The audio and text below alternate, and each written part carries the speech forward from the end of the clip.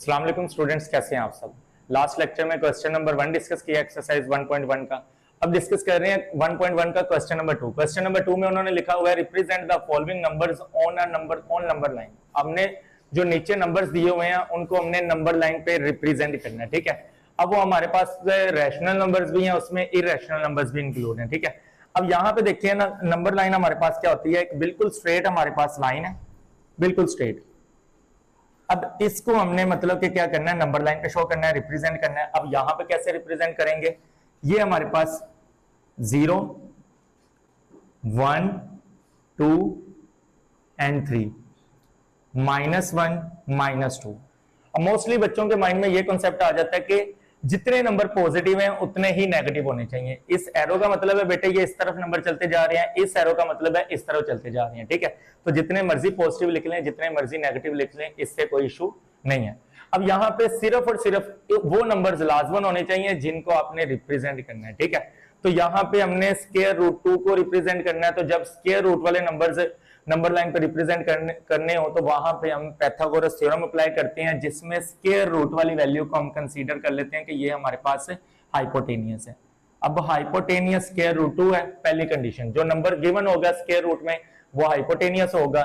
दूसरी कंडीशन ये है कि परपेंडिकुलर आपने यहां पे हमेशा 1 लेना है। अब परपेंडिकुलर 1 लेना है तो पाइथागोरस थ्योरम के अकॉर्डिंग हमारे पास a स्क्वायर इक्वल है p square plus b square. अब यहां पे स्क्वायर को खत्म करने के लिए स्क्वायर रूट दोनों तरफ ले लेंगे, ठीक है। अब ये कट गया तो एज की वैल्यू हमारे पास अकेले की वैल्यू क्या आनी चाहिए, स्क्वायर रूट 2। अब ये वैल्यू किस तरह निकालेंगे, हमारे पास यहां पे p की वैल्यू क्या है, 1 का स्क्वायर, और यहां पे क्या लाएं कि हमारे पास 1 और इधर भी कोई वैल्यू आए जो कि प्लस होकर, क्योंकि स्क्वायर रूट तो पहले से मौजूद है, यहां पे प्लस होकर क्या बना दे 2। 1 का स्क्वायर तो 1 होता है, तो यहां पे हमें b की वैल्यू भी डेफिनेटली कौन सी लेनी पड़ेगी, 1। तो स्क्वायर रूट 2 इक्वल है 1 का स्क्वायर और b की वैल्यू भी 1 और ये भी 1 का स्क्वायर। अब ये 1 का स्क्वायर भी 1 होता है और 1 का स्क्वायर 1। अब ये 1 और 1 प्लस हुए तो हमारे पास यहां पे भी क्या आ जाएगा, स्क्वायर रूट 2। ये नॉर्मल सा कॉन्सेप्ट था इसका। उसके बाद मतलब कि इसको मजीद डिस्कस करते हैं। तो यहां पे देखिएगा हमने यहां पे करना क्या, अब यहां पे देखिएगा यहां पे हमने करना क्या, हमारे पास हाइपोटेनियस स्क्वायर रूट 2, परपेंडिकुलर 1 और बेस भी हमारे पास 1 आ गया, ठीक है। अब यहां पे 0 से हम स्टार्ट करेंगे, यहां तक बेस 1 आ गए और इधर से ही हमने कंपास रख के इतनी कंपास ओपन करनी है और यहां पे एक आर्क लगा देनी है, ठीक है। और उसके बाद इस आर्क से एक परपेंडिकुलर ड्रा कर लेना है, ठीक है, क्योंकि हाइपोटेनियस उस ट्राइंगल का होता है जिसमें 90 डिग्री का एंगल हो। यहां पे एक आर्क लगा दिया है और एक परपेंडिकुलर शो करना है।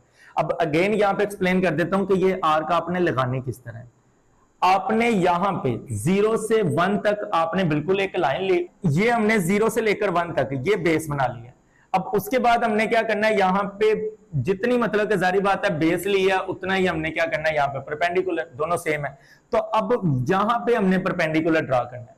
और परपेंडिकुलर कैसे ड्रा करेंगे, जहां तक हमने यहां पे कंपास ओपन किया वो हमारे पास जहां पे मेजरमेंट आ गया बेस की 1, और यहां पे कंपास रखकर उस कंपास को ओपन करना है। उसके 2 एंड होते हैं, एक हमारे पास फिक्स पॉइंट होता है और एक में हमने पेंसिल वगैरह एडजस्ट की होती है। अब यहां पे रखकर हमने कंपास को ओपन किया, जितनी कंपास ओपन होगी ऊपर ले जाकर हमने क्या करनी है, एक आर्क बना देनी है कंपास की मदद से यहां पे रखकर, और यहीं से एक बिल्कुल स्ट्रेट लाइन स्केल की मदद से ड्रा करनी है जो कि परपेंडिकुलर होगी, जो कि यहां बेस के साथ 90 डिग्री का एंगल बनाएगी। अब ये जो पॉइंट है इसको हमने मिला देना है इस पॉइंट के साथ, तो ये हमारे पास हाइपोटेनियस बनना स्क्वायर रूट 2। अब इसको नंबर लाइन पे शो करना है। नंबर लाइन पे शो करने के लिए हम क्या करेंगे, हम यहां से यहां तक कंपास ओपन करेंगे। अब कंपास ओपन करेंगे, यहां पे रखा, यहां तक कंपास ओपन की और इधर से हम मतलब कि इसके ऊपर ऐसे ड्रा कर देंगे कंपास, जहां पे पॉइंट आ रहा होगा वहां ड्रा कर देंगे। अब ये जो हमारे पास पॉइंट आएगा बेटे, ये हमारे पास पॉइंट आ जाएगा स्क्वायर रूट 2 का पॉइंट आ जाएगा ऑन नंबर लाइन। यहां पे जो अभी तक है स्क्वायर रूट 2 ये हवा में है, ये नंबर लाइन के ऊपर हमने इसको शो करना है। तो जब यहां पे रखकर इधर मतलब कि हम गिरा देंगे, हमारे पास मतलब कि यही पॉइंट यहां पे आ जाएगा। तो कंपास को सेम ओपन किया होगा इतना ही, तो यहां पे भी डिस्टेंस क्या रहेगा, सेम रहेगा। तो ये हमारे पास स्क्वायर रूट 2 आ गया। आगे स्क्वायर रूट 3 को रिप्रेजेंट करने के लिए थोड़ा सा मतलब कि मजीद डिटेल में जाना पड़ेगा। अब इसको मतलब कि मजीद डिस्कस किस तरह करना है वो देख लीजिएगा।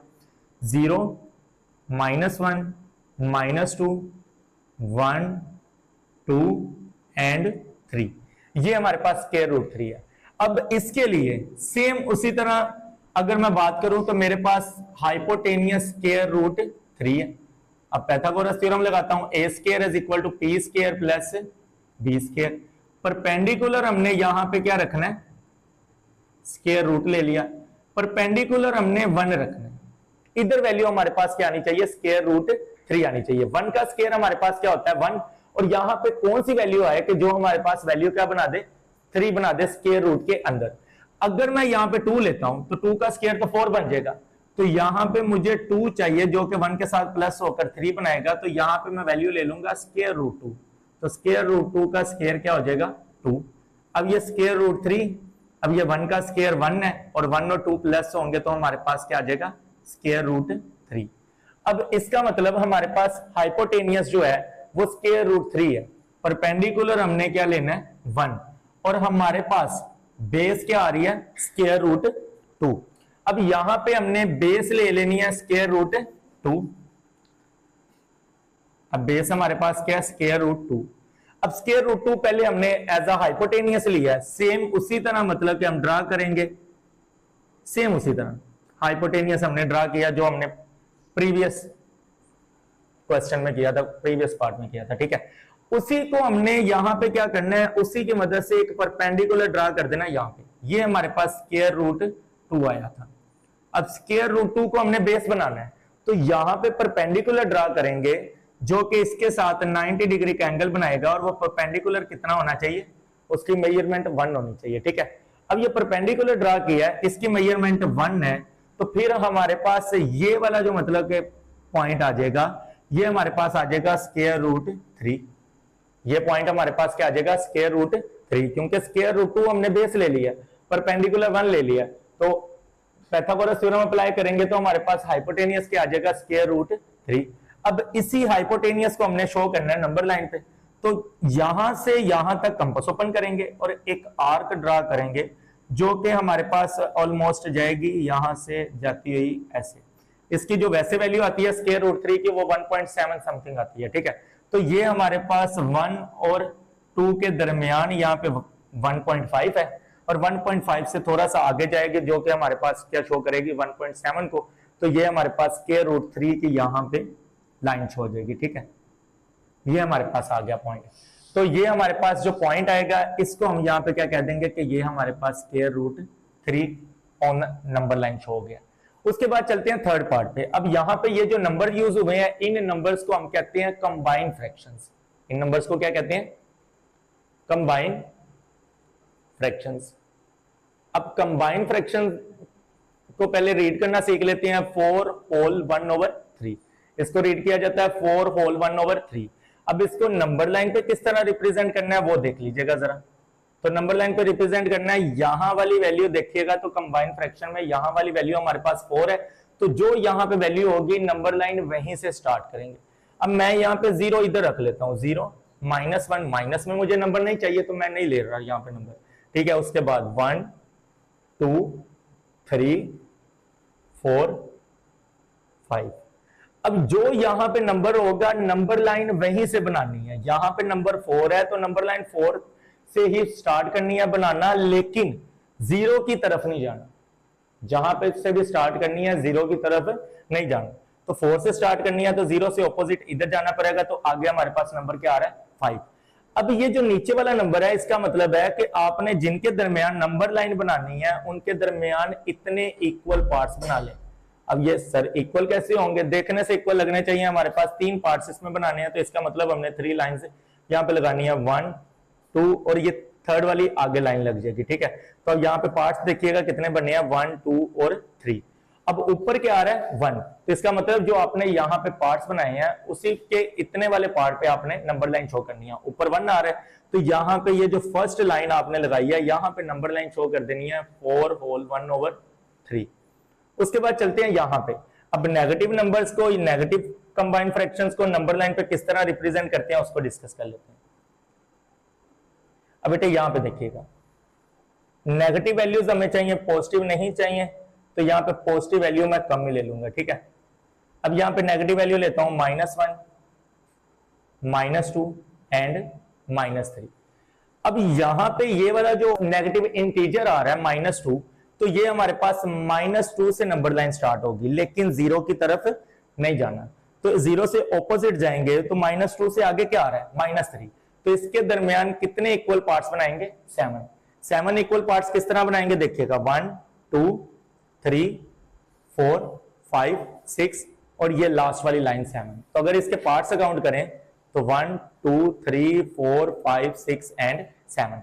अब ऊपर क्या आ रहा है 1, ये जो आपने लाइन से लगाई है उसके फर्स्ट लाइन पे आपने नंबर लाइन को शो करना है, तो फर्स्ट लाइन हमारे पास ये है, तो यहां पे हमने नंबर लाइन शो कर देना है -2 होल 1/7, -2 होल 1/7। उसके बाद चलते हैं 5 पार्ट पे। अब 5 पार्ट को यहां पे रिप्रेजेंट करना है, इंटरेस्टिंग पार्ट है, इसमें भी मतलब कि बड़ा ही कमाल का पॉइंट उन्होंने डिस्कस किया हुआ है, और यहां पे नंबर लाइन वगैरह बना लेते हैं, ये हमारे पास बन गई। अब यहां पे देखिएगा इधर कोई भी वैल्यू नहीं है, जब इधर कोई भी वैल्यू नहीं होगी तो नंबर लाइन स्टार्ट करनी है 0 की तरफ।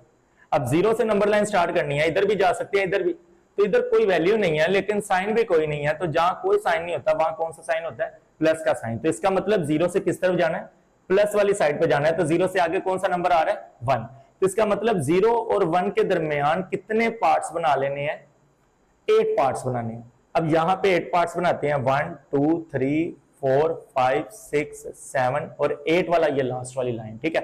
तो टोटल 8 पार्ट्स बन गए। ऊपर क्या आ रहा है 5, तो जो आपने लाइंस लगाई हैं, जो आपने पार्ट्स बनाए हैं, उसके 5वें पार्ट में आपने नंबर लाइन शो कर देनी है, तो 1 2 3 4 एंड 5, ये हमारे पास मतलब कि जो पॉइंट आ रहा है ये हमारे पास है 5/8 वाला point.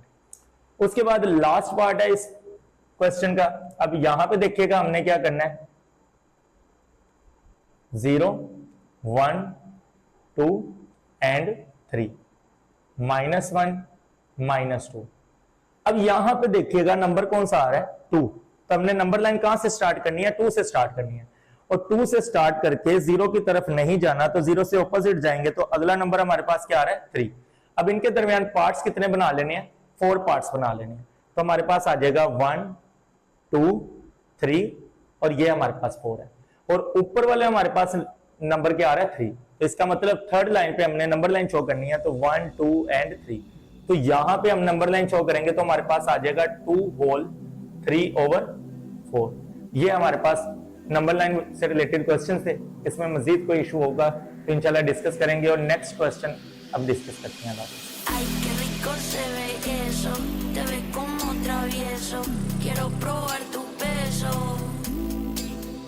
Ay, qué rico se